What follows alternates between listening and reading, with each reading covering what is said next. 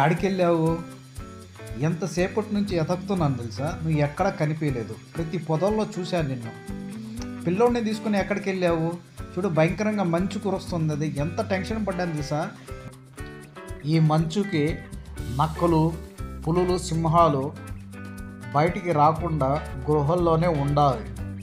నిన్ను చూశాయనుకో, వాటికి నువ్వు ఆహారంగా అయిపోతావు.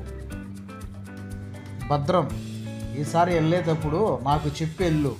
నేను నీకు తోడుగా వస్తాను, ఓకేనా? సరే, అలాగే చెప్పేసి వెళ్తానులేండి. ఏం లేదండి, పిల్లోడు ఎడస్తాన్నాడు.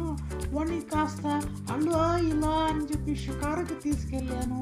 వాడేదో కావాలంటే సరే తీసిస్తాను, వెళ్తాం పద అని చెప్పేసి తీసుకెళ్ళానండి. అయ్యో, మీరు ఇంత టెన్షన్ పెడతారని నాకు తెలియదండి. సరే, నువ్వు అటు వెళ్ళావు కదా, అక్కడ ఎక్కడైనా నీ కళ్ళకి ఏదైనా కనిపించిందా? పచ్చటి గడ్డి ఏమైనా ఉండిందా? ఎందుకంటే చింటుగాడు ఆకులు అంటా అన్నాడు. అయ్యో లేదండి, మేము కూడా ఎతికాము, ఎక్కడ పచ్చి గడ్డి కనిపించలేదండి. అంతా మంచు కురుస్తుంది కాబట్టి మంచుతో గడ్డంతా కప్పుకోపోయి ఉండదండి. నాకు చాలా ఆకలేస్తుంది, ఏం చేయాలనేది అర్థం కావటం లేదండి. సరే, కాసేపు చూద్దాము.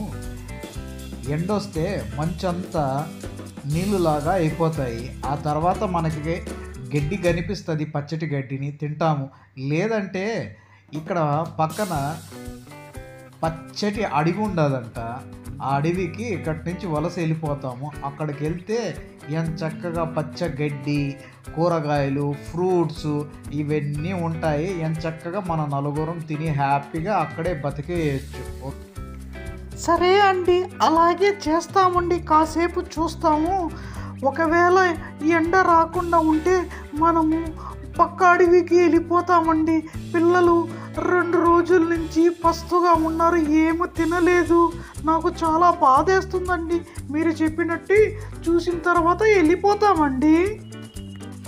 మా ఫ్రెండ్స్ కూడా చెప్పారు, అడవిలో సింహాలు, పులులు, నక్కలు లేవండి అంటండి. సరే, అయితే మనం నలుగురు ఒకే దగ్గర ఉంటాం, ఓకే?